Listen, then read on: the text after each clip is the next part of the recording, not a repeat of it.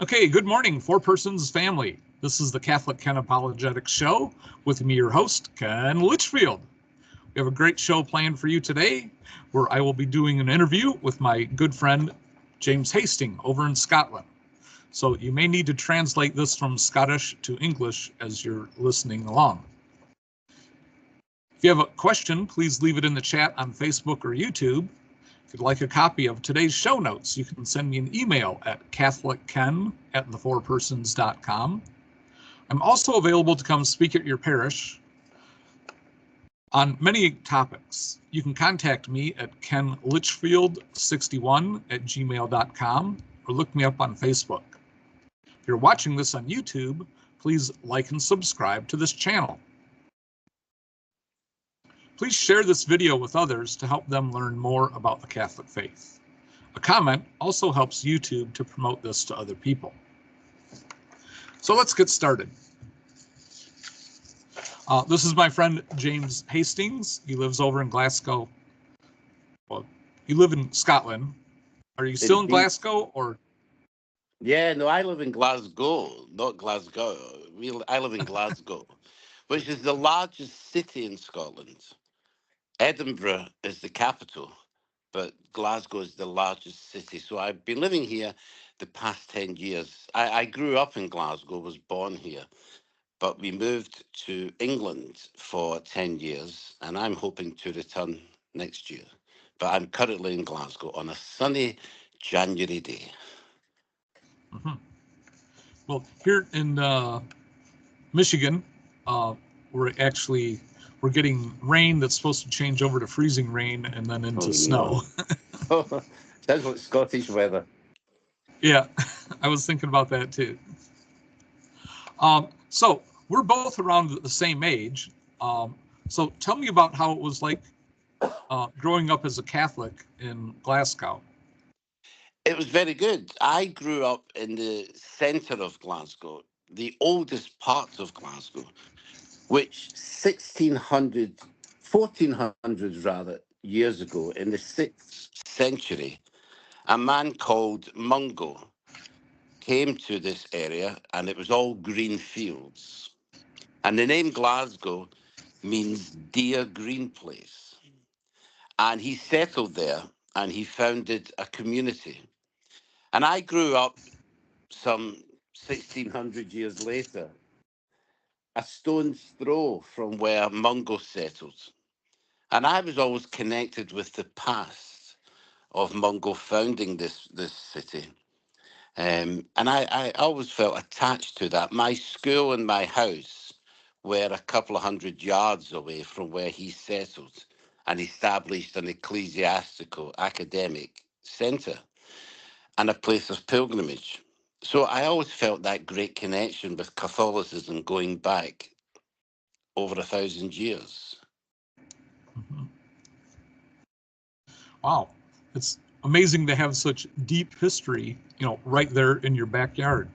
Absolutely. It literally was in the backyard. It was a very urban area. When he arrived here, it was very green, fields and so on.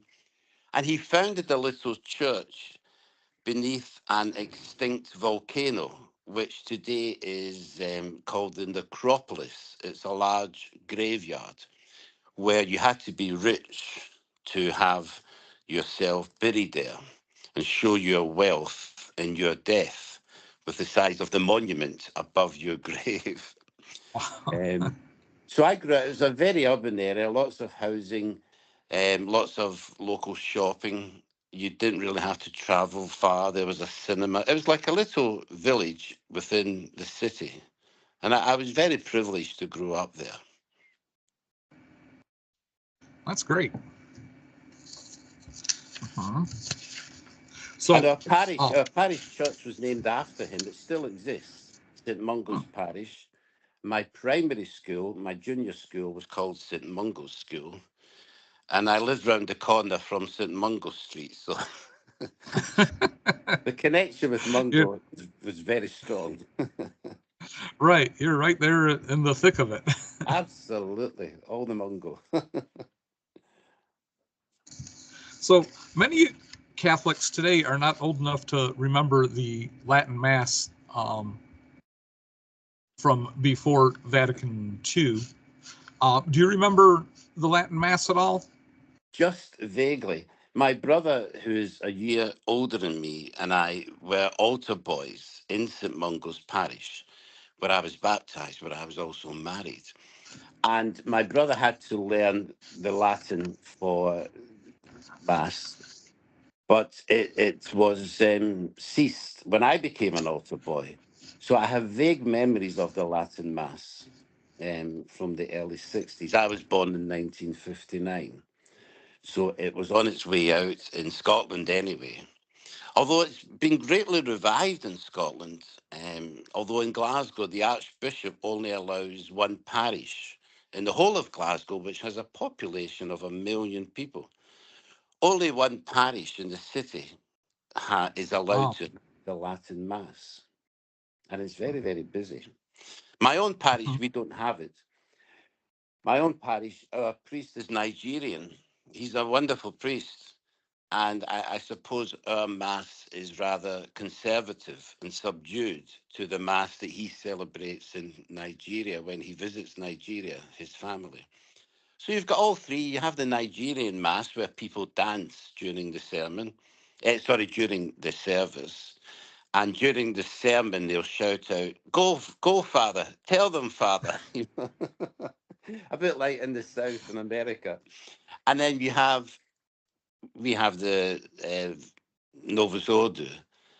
But it's a wonderful celebration. So you've got all different types of masses. Mm-hmm.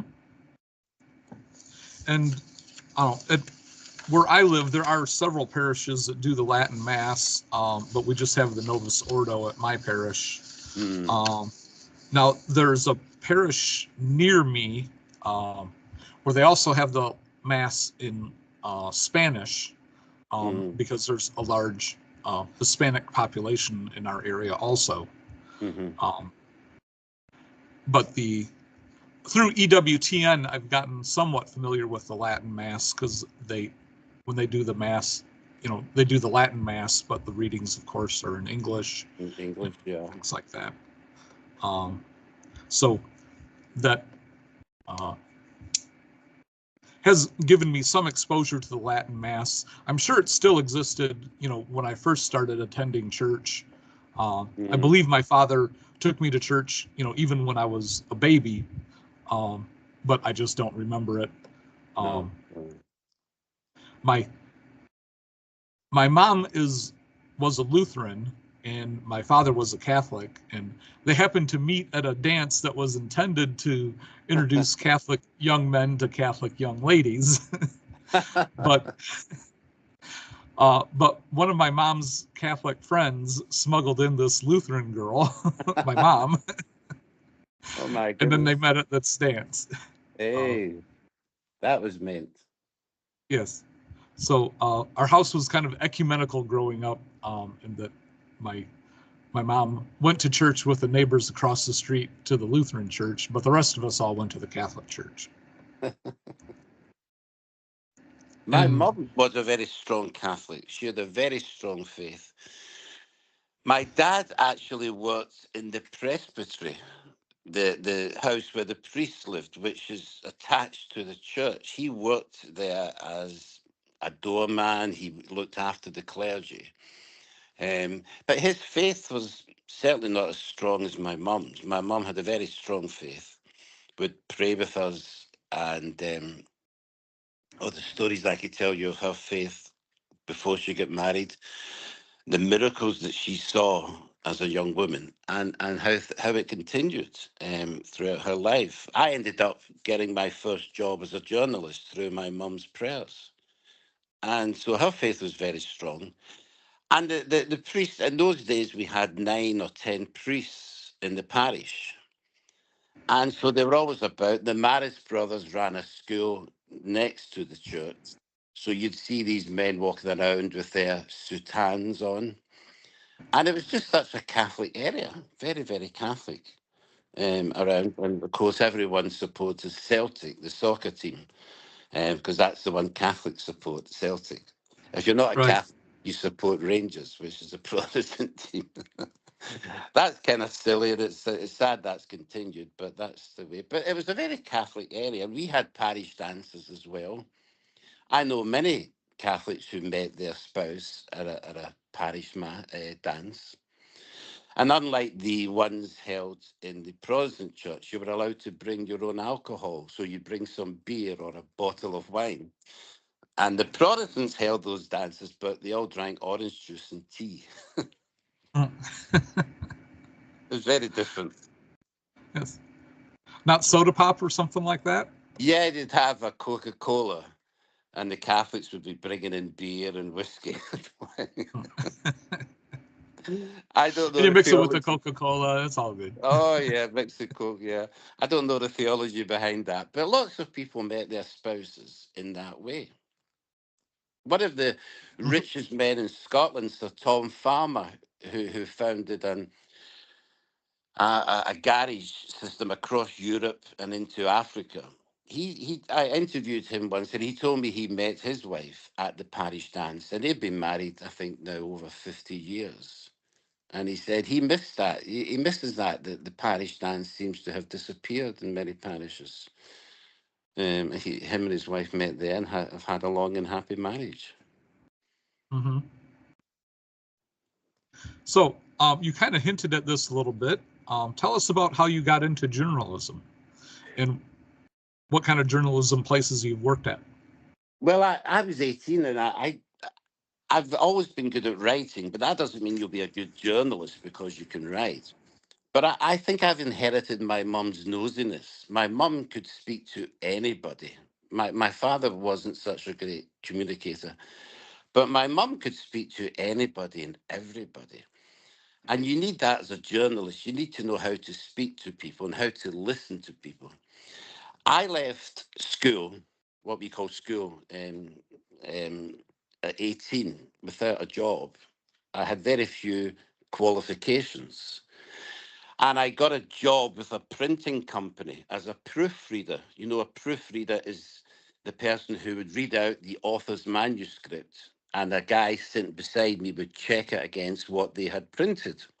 And the very first book in 1978, I think it was a book called The Year of Three Popes. You know, in 1978, we had three popes, written by Peter Hebblethwaite, who was a Catholic author, English Catholic author. Um, and I read that whole book, and I didn't really enjoy the job. The next few books I had to read were medical textbooks. So I had to read about all these horrible diseases and Hmm. read it out. You read it out loud, and as I say, the printer checks it against his text. And one day, my mum said to me, "James, I thought you wanted to be a journalist," and I said, "I do, but I can't get into college. I tried twice. I had no qualifications. I wrote to newspapers. I couldn't get a start as a trainee." And my mum said, "Have you tried prayer?" And although I had a faith, a good faith, it never dawned on me to pray about this. And I don't know why. So my mum said she would pray for me. She said, "But you have to do something. You can't just sit back." And I asked, "Well, what will I do?" Now, in Britain, we have what are called job centres. I don't know, I'm sure you've got the equivalent. Back in the 70s, they were pretty gloomy places. You would go it was run by the government, and you would go in, and on the wall, there would be a list of available jobs. And they were mostly jobs like plumbers, electricians, supermarket staff, all good jobs. And I'm not denigrating them, but they didn't carry jobs for professions like journalism, teaching, medicine. Um, and my mum said, "Go to the job centre." And I said, "But mum, they don't have vacancies in there for journalists." She said, "You go to the job centre and I'll pray." So for 2 weeks, every lunchtime, I went into the job centre, which was round the corner from the printing company. And at the end of 2 weeks, one of the staff came over to me. She said, "You're in here every day. What are you looking for? What kind of job?" And I said, "Journalism." And she said, "Oh, we don't get that kind of vacancy here." And she said, "But look, give me your name and address. If anything comes up, I'll write to you." We didn't have a telephone in those days. So that was a Friday. On the following Tuesday, I received a letter from the job centre. "Please come in and see us." So I went in, and I'll never forget that it had a glass door. And I saw that lady get up from her desk, and she ran over to me as I was going in, and she held a card in her hand. And she said, "You'll never guess what happened." She says, "We received a vacancy for a journalist." And she sat me down, and she said, "I told all my colleagues, young man comes in," I was 18 at the time, "he wants to be a journalist. I told him we don't get that sort of vacancy." On Monday morning, a vacancy for a local newspaper looking for a journalist came in. And I went for the interview, and I got that job. And I spent over 40 years as a journalist. And sometimes you're sitting talking to journalists, "How did you get started?" "Oh, I went to college, I went to university."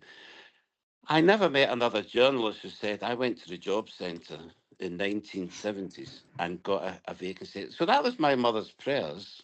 But she said to me, "You have to do something, James. Don't just sit in the printing company and bemoaning the fact that you can't get into the job you want." So that's how I started. And I'm a good journalist, you know. Um, and unless you're an idiot, once you get into a profession, I moved from one paper to another. I then worked for the Catholic media in Scotland. That has virtually disappeared now. And then I got into national newspapers, and I never went to college. I've got basic qualifications. I don't think I'm a college person. Did you go to college or university, as Um, we call it? let's see. I guess it was more like a trade school, Mm. studying electronics. Um, but then I ran out of money for that, and I just kind of fell into the automobile upholstery business because the guy across the road from where we lived had an automobile upholstery business. And And you love it. You love what you do. yes, You see, uh, I have cars, but I know nothing about what happens under the bonnet, as we call it. I don't. I've never changed a tire in my life. I'm no good at electrical stuff or anything like that, painting and decorating. My idea of hell is not fire and brimstone. It's endless flat pack furniture. You know, you go to IKEA and you buy a wardrobe and it's all flat. That's my idea of hell for eternity, putting that furniture together. I'm useless at that. We've got so many slopey, shaky wardrobes in our house that I've built, you know, from flat pack furniture. So I know what I'm good at. I'm good at writing. I'm not so good at practical things. You know, I couldn't do what you do, Ken. You know, I don't know one end of a car from the other, but I do love cars. well, that's good. Um, and you know, I love working on cars, and I'm I'm pretty competent at it. But I don't actually own my own old car because I work on other people's old cars all day. So I get all that fun for free and get Hey, that's paid. good. That's excellent. Excellent. So tell us about some of the people that you've interviewed and what the experience was like. Well, you know, the thing about I was freelance for many years, so the money in freelancing was mainly showbiz and entertainment. So I would interview celebrities. The thing about celebrity, with a few exceptions, someone's a celebrity for a number of years and then they're forgotten about. There are a few people like the late Sean Connery, whom I met and did an interview. He was famous and a celebrity all his life. So you get other people, if I named them, you'd probably ask, who was that? Who are they? But for maybe 5, 6, 10 years, they were famous. So I interviewed a few people like him. I was blessed. And while I was doing that, I worked freelance as well for Catholic media. And I interviewed a number of people. I interviewed Mother Teresa when she came to Scotland. Um, I was trying to get an interview with Pope John Paul when he came, but the editor ended up doing that one on the Catholic paper. So I also did what's called shift work. I would go into a newspaper and I'd work a shift there.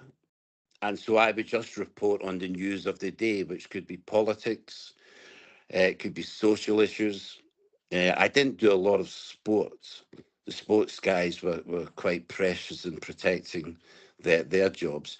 So I would go into a paper like the Daily Express, and maybe there was a big court case that day or a political statement. So I would just do whatever was going on. But I loved interviewing people for the Catholic media and also for evangelical media. I still do the evangelical media in the UK. It's survived more than the Catholic media. So I love doing testimonies. So I've interviewed all sorts of people, former drug barons and gangsters, and people who were horribly abused sexually, psychologically as children, and who have come to faith. Amazing testimonies, and other people who didn't have any faith, were happy in their lives, and then suddenly they encountered God, and they had everything in the sense of money, good jobs, they had prestige, but they didn't have God in their lives. And their testimonies are equally amazing, and the miracles that happen, how people come to know about God. And there was one chap I interviewed who was heavily involved in gangs in the 80s in Manchester, in England. And someone attacked his girlfriend. So he walked through Manchester on his way to buy a gun to shoot the guy who had attacked his girlfriend. And while walking through the centre of Manchester, he came across a street preacher, the sort that stand in the street. And they're mostly evangelicals. I don't know about in America, but you rarely see Catholics doing this. And I wish they would. So this man the preacher looked at the young man. He was only in his 20s and said, Jesus loves you. And the young guy stopped and turned around and said, Jesus was a loser. Look what they did to him. He was a nice guy. Look what they did to him. And he walked away. Long story short, he was on his way to his mother's house after getting the gun, when in the taxi, it went down a street that was pretty badly lit, but there was light coming from a building. It turned out to be a Methodist church. And he asked the taxi driver to stop, and he walked into the church. And there was a youth meeting happening that night. So you had all these young evangelicals saying, "Oh, are you coming to the meeting?" And he said, "Get out of my way. I need to talk to God." And he just walked up to the altar, lay down in this Methodist church and said, "God, you've got to help me, or I will be killed, or I will kill somebody else." And that night he gave, as the evangelicals say, he gave his life to the Lord. And for the next 40 years, he's worked as a prison chaplain. He's now in his 60s. Wow. So he's able to connect with all these young men in prison because he knows what it's like. He served a number of prison sentences for robbery. He would rob armored trucks, I think you call them, delivering wages. He tried to rob a soccer team. He waited until the soccer game began and he walked in to steal the money. But the police had a tip off and he was arrested and sent to prison.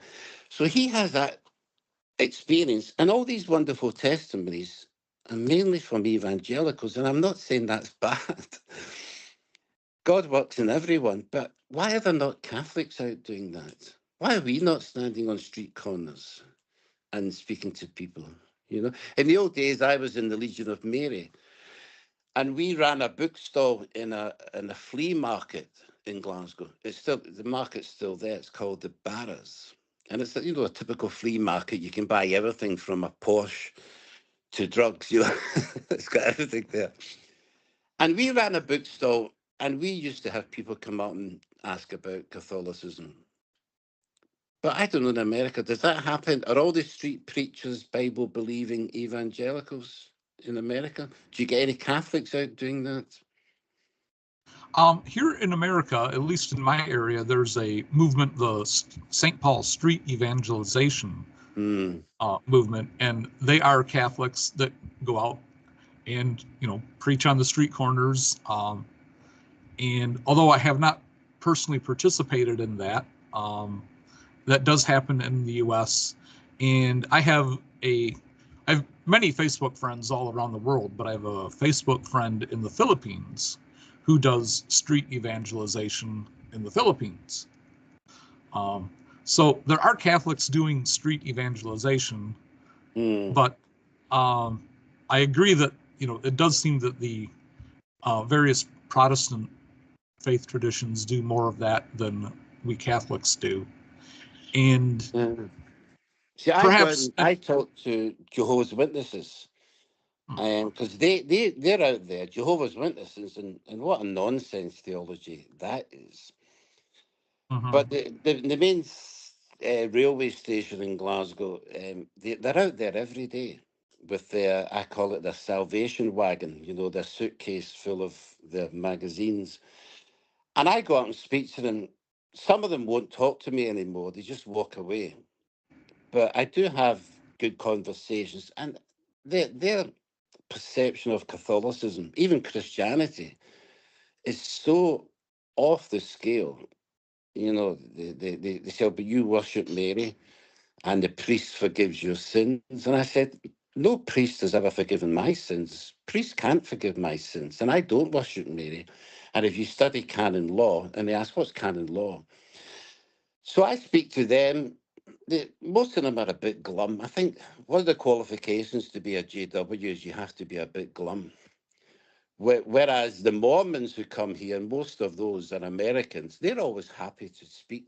And I've taken a few to my parish, and they stayed for the Mass, and they've spoken to the parish priest afterwards. So the Mormons are more receptive. But I like doing that. But yeah, I mean, I just wish Catholics were out more. What we've got the real treasure. And yeah, we kind of keep it to ourselves in some ways. The evangelical magazines survived COVID because the evangelicals are more businesslike. The three Catholic papers I worked on, or in the 80s and 90s, all have closed because during COVID, the churches were closed and they had nowhere to sell the paper. And they had no forward planning like getting people to take out a subscription. And so 3 Catholic papers in the UK are now closed. There's one limping on, the Catholic Herald. It's doing its best to stay on. But isn't that shocking? There's only one Catholic newspaper in the whole of the UK, with a population of what? Nearly 70 million. That's just shocking. Mm-hmm. And the fact that, the worldwide, there's more Catholics than, any other denomination. Exactly. But they're But more so many active. Catholics are like cultural Catholics. Oh, Yeah, I I was raised know. Catholic, but, don't really practice the faith. And I it's know. just a thing I do for an hour on Sunday. Or I support Celtic. I'm not a Catholic, but I still support Celtic soccer team. And whereas the evangelicals are more radical, they're out there. And I have conversations with them. The and once saved, always saved, and they come out with the same thing. We follow the Bible. You Catholics hid the Bible, and you put it in Latin so no one could understand, and all that nonsense. But I have good relations with lots of evangelicals. They are more receptive for a discussion, and we have some really good arguments that are always charitable. We don't call each other names, but it's good to have a robust discussion while remaining charitable. Right. Now, in the past, you had told me how you had moved away from the Catholic faith and Mhm. became a Protestant. And so, can you tell us about how that happened? Well, I never really left the Catholic faith, and I never really became a Protestant. I was halfway in each. I There's a story in one of the Catholic papers recently about a church where a homeless man lives outside. And whenever a pigeon flies in the church, he will go in and rescue the pigeon. And a lot of parishioners were interviewed about him, and they said, "Oh, we know him and his life story more than we do the priests. We know more about this homeless man than we do about the priest, because we just see the priest on a Sunday. We don't really talk to him. And we don't talk to other Catholics in the parish." And I was a bit like that. You know, I went to Mass. I didn't really know the clergy. I didn't really know anybody else. And I sort of drifted away. And one day I turned on my TV, and you've got all these religious channels. And some of them, obviously, they're just men in suits having a good life, using the Bible to have enormous homes, private jets. But there was one, a man called Andrew Womack, who was very, very biblical. And I started to follow his teaching. And I ended up, well, he doesn't have a church, but I ended up listening to him more. And I didn't leave the Catholic Church. But when we moved to England, I joined an independent Bible believing church. And they quite liked Andrew Womack as well. And they taught once saved, always saved. And I'd never heard of this before. And then after about a year there, I was on holiday in another part of England, and I really wanted to go to church. You know, when you're an evangelical, you really want to go to church. And then you have your Bible study during the week, and then you'll have a men's night every so often. They're very social, whereas Catholics, in my experience in Scotland, turn up for Mass, and that's it, done for another week. Um, but I went on holiday, and I found another evangelical church. And I told them, they hear my accent. "Oh, you're Scottish, yeah, blah blah blah." And but I live in England, and isn't it wonderful? Once saved, always saved. And they said, "Oh no, we don't teach that. That's not biblical." And I thought all the evangelicals taught that. And then I went back to my church, and they said, "Oh, that other church is wrong. We've got it right." And they would show you the text in the Bible to defend their view. So then I started looking at other things about the evangelical or Bible believing church that has a woman pastor, and another church says, "No, no, that's not biblical." Or Holy Communion was something that anyone could officiate, and another Bible believing church, you had to be ordained, or you had to be appointed by the pastor to do this. And there was just so many differences, and I thought, but I really believe that all Bible believing Christians had one belief. And that made me question, well, who has authority to teach? And this is what I asked a Jehovah's Witness: what authority do you have to stand here? And that sent me back to the early church fathers. What happened after all the apostles died, John being the last? What happened to the church? Where did it spread? And who were these people like Ignatius and Justus and the other early church fathers? So I started to read them, and then I watched a bit more of EWTN. And I was getting this catechism that I hadn't got maybe as a young Catholic. And I'm not laying blame, I'm just explaining the situation. And then I came across CatholicAnswers.com, and those people were dynamic. And that made me think even more. And then I encountered this guy called Ken Litchfield, and he was doing the same thing. And I thought, and you and I used to have some great debates Mm-hmm. on, and I would put forward the evangelical line, not always believing it, but I just wanted to hear your response to it. So I would test you a few times and insult you a few times. You never lost your temper. And then I realized that, yeah, the truth is in Catholicism. We don't always get it right, and we're not always the best telling people about what we have. The evangelicals are better, I think, in telling people what they have, even if it's sometimes heretical and sometimes just silly. And so as I said, I didn't really leave the Catholic Church, and I didn't really become a Protestant. I sort of floated around, but I realized in my heart, in my soul, in my intellect, what intellect I have, that the truth lay in Catholicism. And everything I'd been taught as a child was true, but it just wasn't explained. And I think many Catholics are like that. They believe it, even in the face of if there's a illness in the family or a tragedy in some way, they still stand by their faith, but they don't fully understand it. And I think that was my issue. I didn't fully understand it all. And I still don't. None of us do. But I understand it now that the Catholic Church was that first church that came out of the apostles. And these men who were taught by the apostles. Imagine sitting down with John or Peter or Paul, and they tell you stories of Jesus, and then they pass that on. And we know there have been the scandals and the horrors in the Catholic Church. But then didn't the apostles argue in front of Jesus? Didn't here's Jesus standing there and they're arguing in front of him. I mean, so when I hear about the terrible things that happened in the Catholic Church, the bad popes, it doesn't shock me anymore than those 12 guys standing there arguing, Jesus just looking at them thinking, did I choose the right 12 guys? And then Judas betraying him, Peter denying him, the others all running away. Well, they put the bad popes are not so bad when you look at the 12 apostles. Right. So that was my journey. So I've been back in the Catholic Church for many years now. And we have a wonderful parish, lots of young people coming.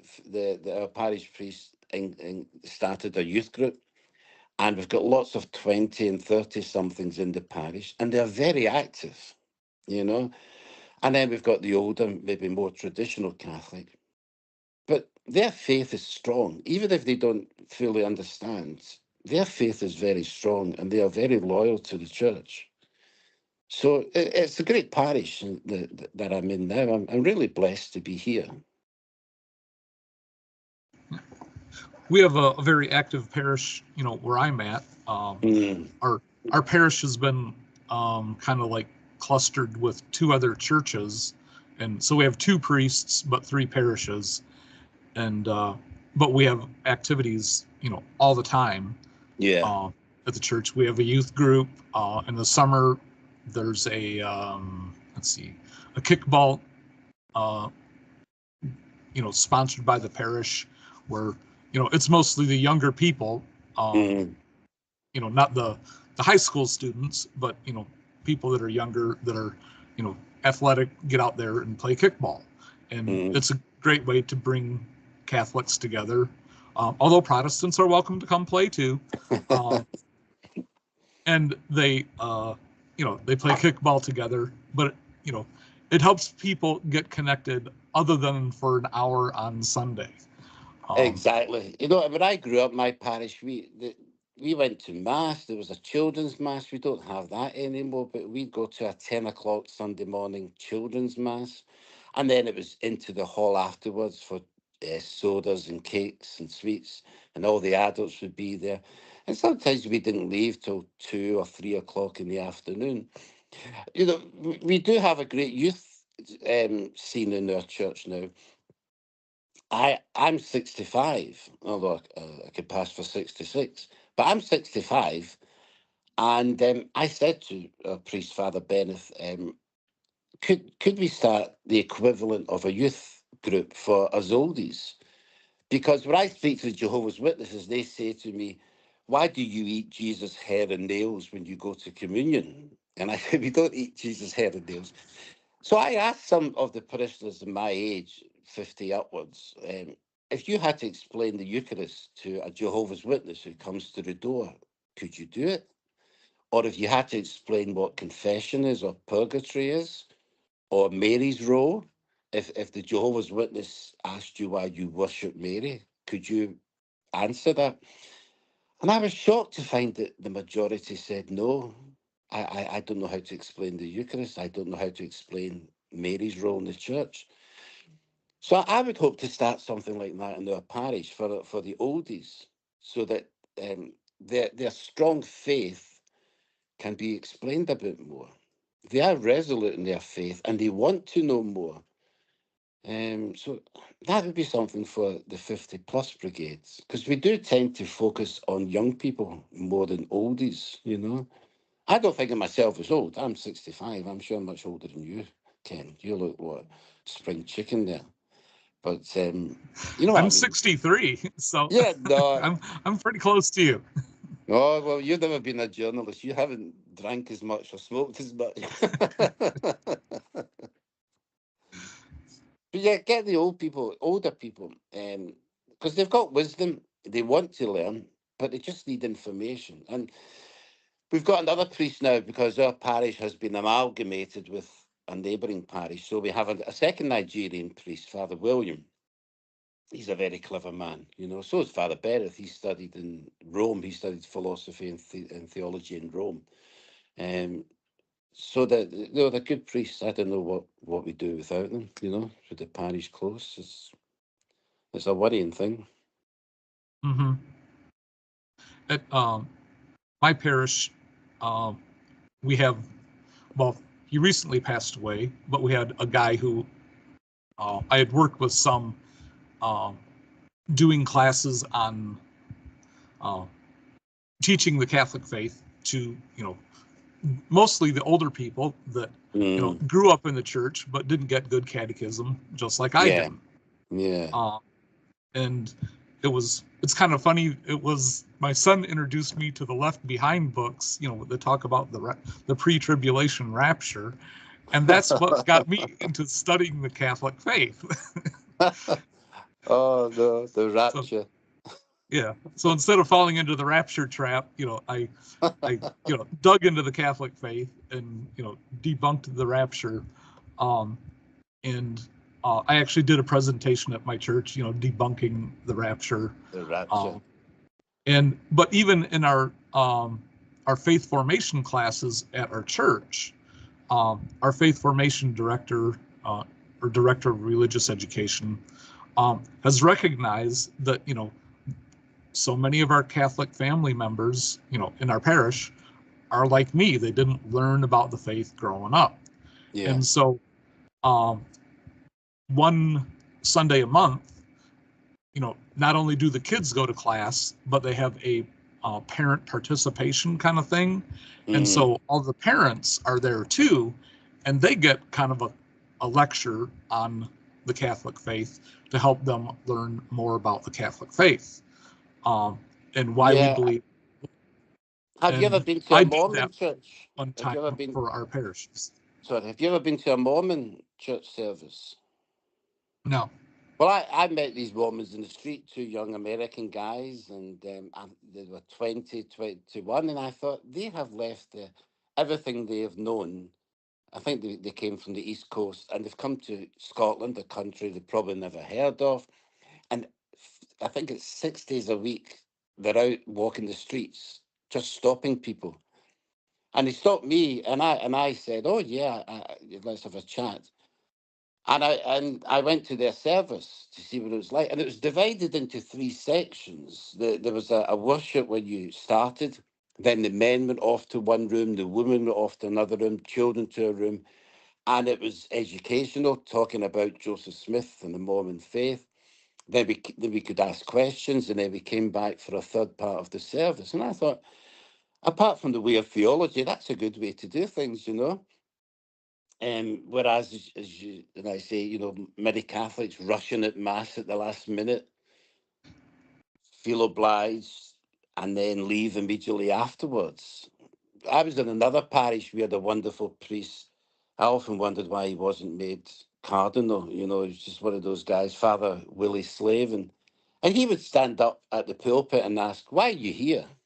Are you here just because your mother told you to come?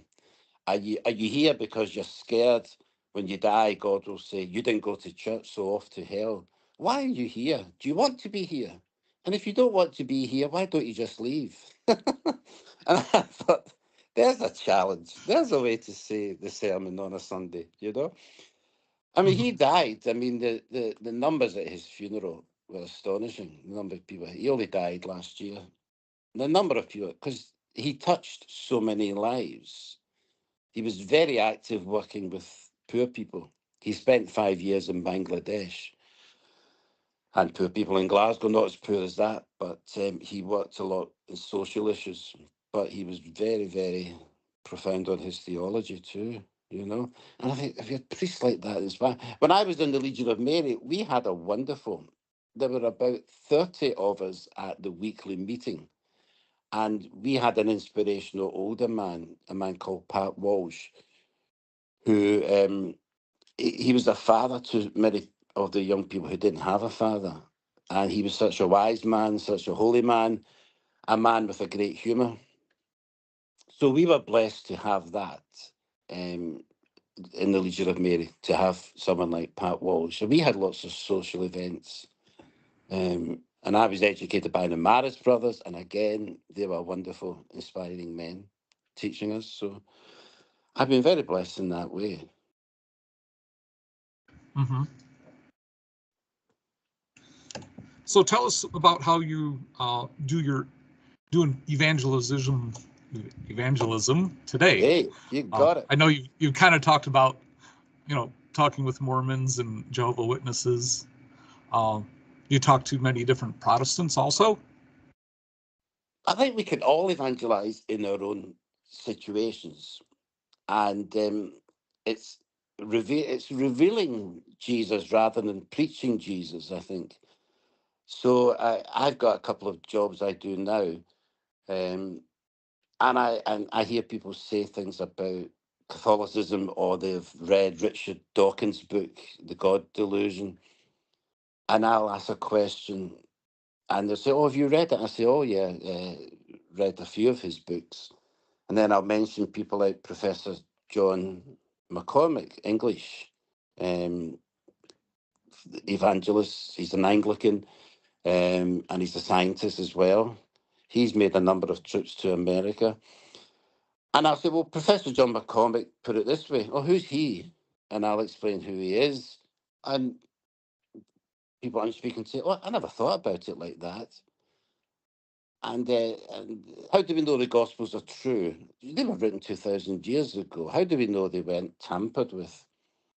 And so you explain about literary criticism and what Jesus actually said and what he didn't say, because they hear so much from television, likes of Dawkins. Ricky Gervais is a funny guy, but some of the things he says about faith are just so juvenile.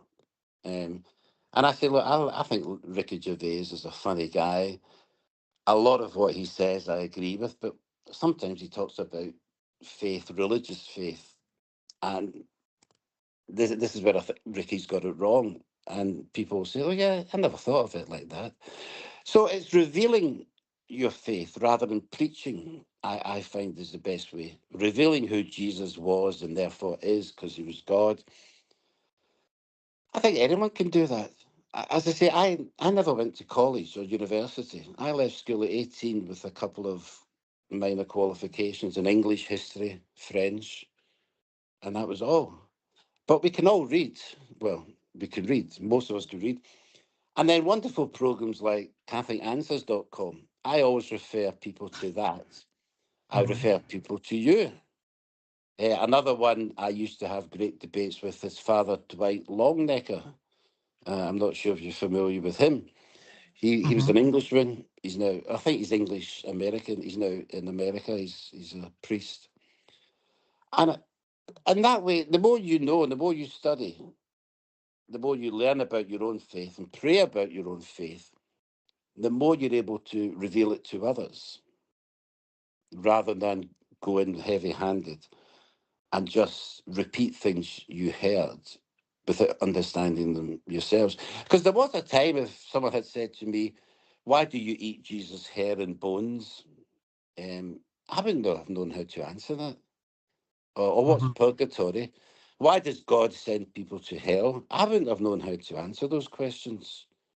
But a simple bit of study on your own and with others, and using available sources like CatholicAnswers.com, give you the tools that you can use to face these questions and help provide answers to them. And I always invite people to come to my parish, whoever they are. I say, just come to Mass. Did you ever see the film that was made on Dorothy Day, the American woman? She was a journalist. Have you heard of Dorothy Day? And I've there heard was of a great. Dorothy Day, but I haven't seen the film. Oh, there was a film I watched. The last film I went to the cinema to see was La La Land. I think that was 2017 or something. I'm not a great movie fan, but I saw this film on her, and there was a scene. She had an abortion. She wasn't a Christian, a Catholic, a Christian. Her boyfriend left her, and she had an abortion, and she left. She was very involved in social issues as a political sense. And so she went, I think it was somewhere upstate New York, and she rented a little house near the beach. And one day she saw a nun, and in those days the nun wore the full regalia. Um, and she watched this nun for a few days, and then the nun shouted at her and said, "Why don't you come down and help me?" And she said, "What are you doing?" And she was preparing food to feed the homeless. And the nun was always happy, smiley. And then one day the nun said to Dorothy, "Why don't you come to Mass on Sunday?" And Dorothy said, "I'm not a Catholic." And she said, "Come anyway." And she said, "No." And the nun invited her in that way. She kept saying, "Just come anyway." So eventually Dorothy went. And that was a turning point. So I always say to people, come to Mass. Oh, I'm not a Catholic. I say, "Oh, come anyway." And let God, let the Holy Spirit work on them, you know? But for many people who Hmm. grew up no church or the Bible believing church, when they come to a Catholic church, wow, just the statues, the paintings, the presence of the Eucharist, that has an effect on them because all the evangelical churches I attended, oh, they met in community halls or school dining halls. And there was no sense of the sacred. And, we're flesh and blood. We need you look at a car and you don't worship the car, but you can admire the beauty of the car. I read a book and I don't worship the book, but I admire the beauty of the writing. And so I watch evangelicals walk into my parish and it has an effect on them because we're flesh and blood. We like beauty. And there's so many evangelical churches. You're sitting in a school dining hall. It's just, there's no quiet space, no private space, whereas Catholic churches have side chapels. And I say to them, look, if you don't want to come in for the Mass, bring your Bible and go into the side chapel and just read the Bible there. And at least they're in the church. So those are ways I think, I mean, what you do, you're now doing your radio show.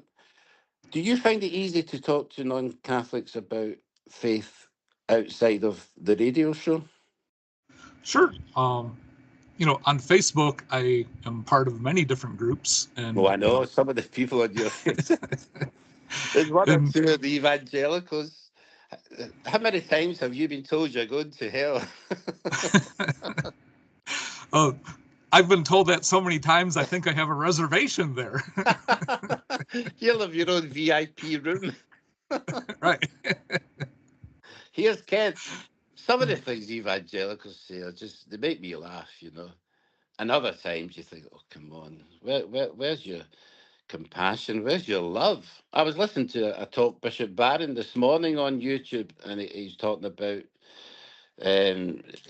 are we saved by grace, faith alone? And he gave one of his great talks, and he talked about love. He said, where's love? And he started quoting the passages about love in Scripture.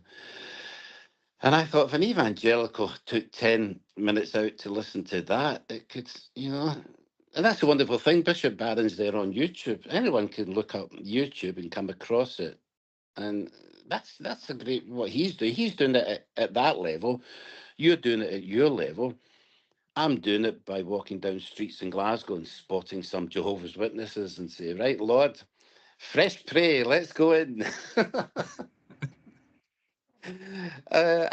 So we're all doing it in their own situations. So lots of your listeners Hmm. can then go up to Jehovah's Witnesses, get a wee bit of ammunition first, Listen to the likes of Bishop Barron, Catholic Answers, listen to you, and get some. And I always say to the Jehovah's and Mormons, I'm not here to convert you. I can't convert you. Only the Holy Spirit can convert you. I'm just here to give you a revelation of the Catholic Church and who Jesus is. But I'm not here to convert, because obviously, James, you'll never convert me. I've been a Jehovah's Witness 40 years. And I said, I'm not here to convert you. So we all do our own evangelization at our own level, wherever we are. Mm-hmm. Right. And like my book here, How Old is Your Church? I wrote that not just for Protestants, but for cradle Catholics like myself that don't know why we believe what we believe. I know. And because I've studied, the Catholic faith, Protestantism, church history, I have a large, pool of knowledge to draw from. And I can make a good case for the Catholic Church that way. And, so many other cradle Catholics don't know why we believe what we believe and how deep it is in history and how deep it is in the Bible. And so they can easily be misled. They're hungry.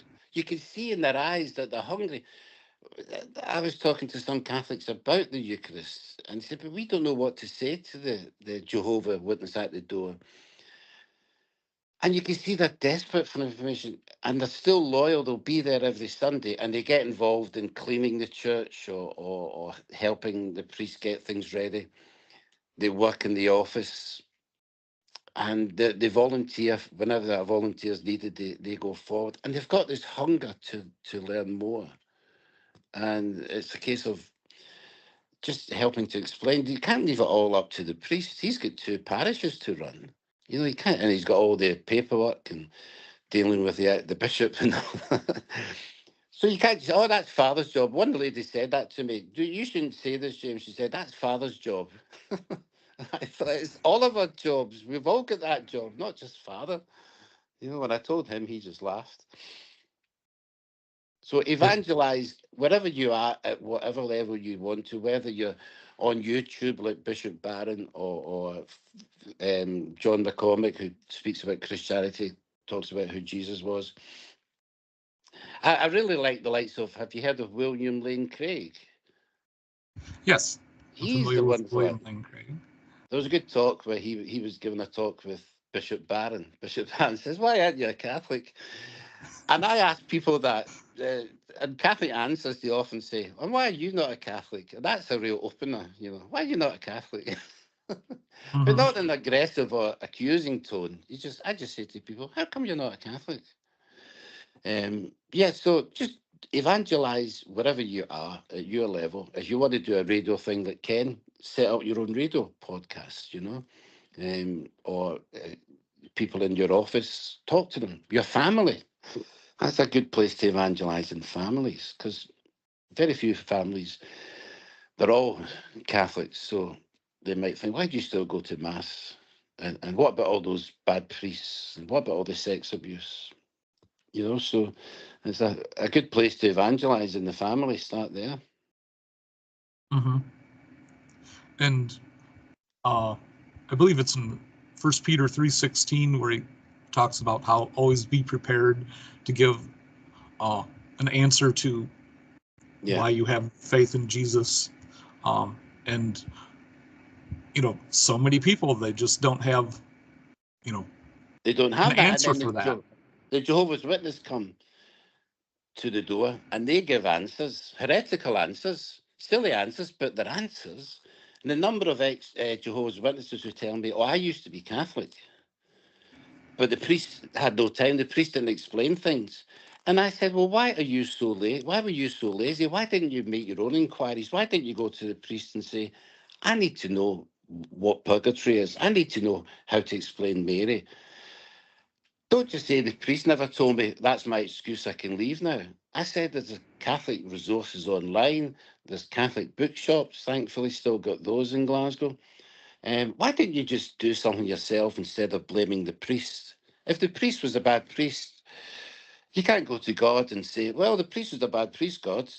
So I just left the Catholic Church, the church Jesus started. So I just left it. It was a priest that made me do it. Oh, no, no, no, no. There's so many resources that you can do now with the internet. We've got so many resources our parents, grandparents could never have dreamt of. You know, I turned on YouTube this morning on the television. There was a 10-minute talk from Bishop Barron about are we saved by faith alone? 10 minutes, he explained that.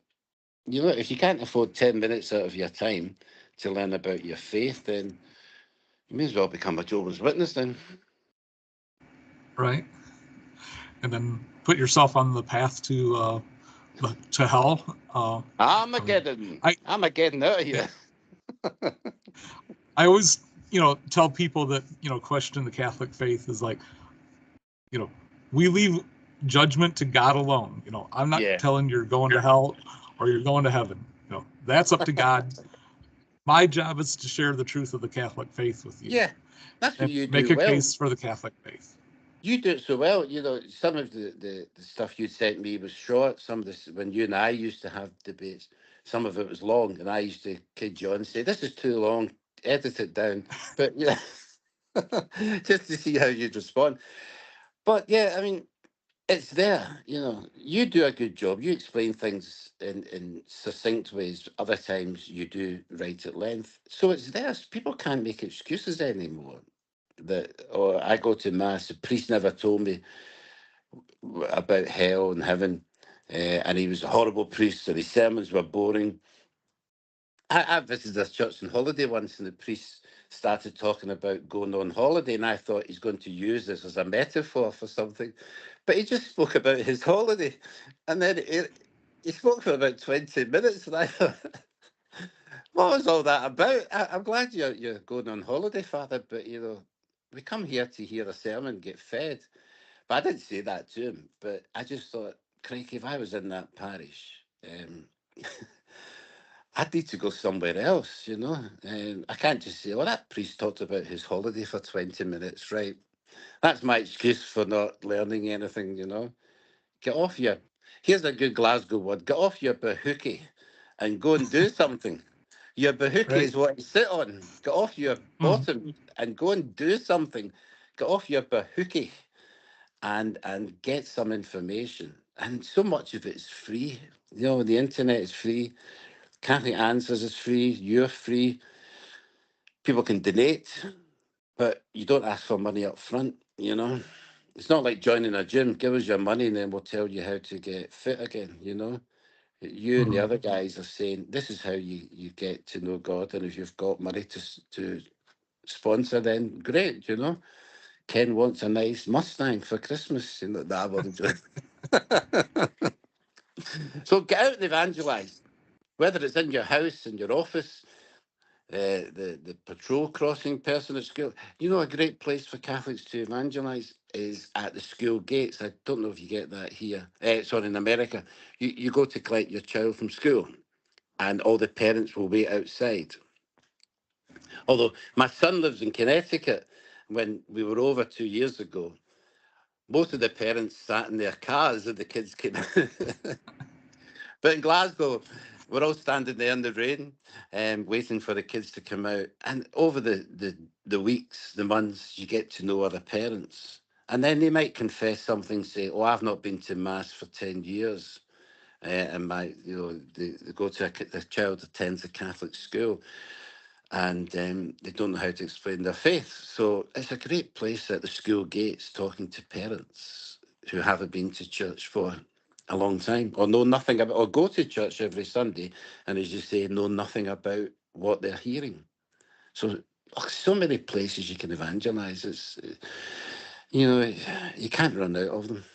Just go and do it. And pray for the Holy Spirit to guide your words and guide your heart, because it's easy to lose your temper. I've got a bit of a bad temper at times.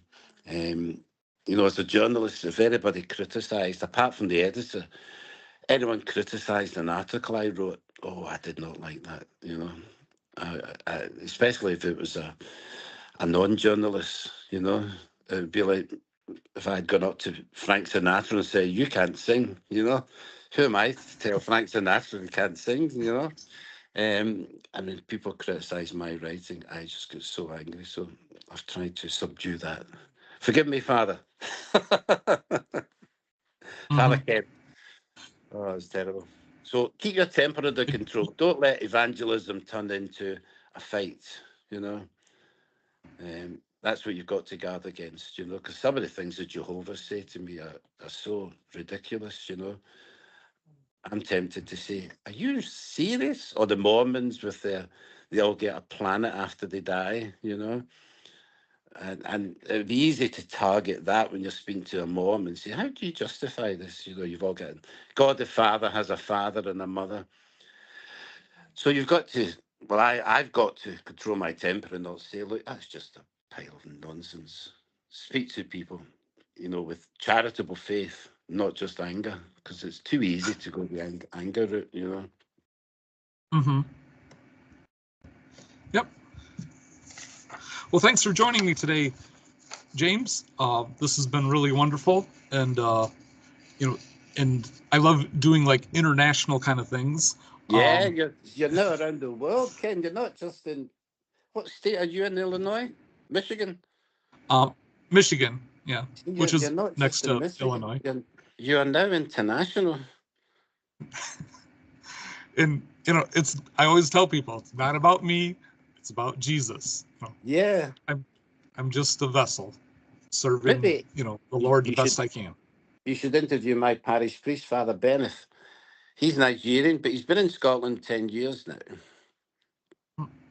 It'd be great to hear about the church in Nigeria because Nigeria is such a big country. He tells me there are 400 languages in Nigeria, not just dialects, but 400 languages. And he says you could travel 20 miles and it's a completely different language. The main language is English. That's why English is the main language, like Latin was, still is in some ways. Father Ben, it was great to hear him talking about growing up as a young man in Nigeria and his experience in Rome, visiting Rome. When in autumn he saw the leaves falling off trees, he thought all the trees were dying. There was a disease. He had never experienced autumn before, or when it was still light at 10 o'clock at night in Italy in the summer. Because he said in Nigeria, it's light and then within 2 minutes it's dark. There's no dusk. And apart from that, the theological, although we all believe in the one Eucharist, but the theology, growing up as a young Catholic in Nigeria, what was that like? Why did he become a priest? And he's such a good priest, He's such a happy man, a joyful man, and such great time for people. So there you are. I'll have a word with him. We'll get him on. Have you interviewed any Catholic celebrities? Not me, no. I think you should. I'll send you the names of a few. I've interviewed one or two great Catholics in America. They've got great stories to tell. We'll get you in Hollywood. I'm happy to talk to anybody, I once did an interview with a priest on a Catholic paper at the time of the Oscars. This was back in the 90s. And I found a Catholic parish online in Hollywood. So I just gave a random call. And the priest answered, and he was happy to speak about what was it like being a priest in Hollywood and how many of the big celebrities came to his mass on a Sunday, and what it was like being a priest in Hollywood with that sort of culture of the movies and life there compared to maybe somewhere like where you are in Michigan or where I am in Scotland. It's the same faith, but just approached in a different way. The celebrities and so on. But anyway, there's some ideas for your next show. Well, those are great ideas, and I appreciate them. But it's been And great talking to you because all the years, you helped me a lot with your patience in explaining the faith to me, and followed up lots of the leads that you gave me. And I know there's other people out there that you've helped restore their faith or brought into the faith because of what you do. So Keep up the good work, young man. Thank you. I do what I can to serve the Lord to the best of my ability. And I think you should do a show from inside a Mustang or something like that. You know, you should interview someone in a Mustang, drive around Michigan in a Mustang. Or what's your favorite car? Well, I am partial to Mustangs, oddly enough, as you mentioned that. Not that we talked about that earlier, but I am partial to Mustangs. Or get one of these old 1920 or 30 automobiles. You put on some great pictures of these cars and drive around Michigan speaking to a Catholic. That would be a great show.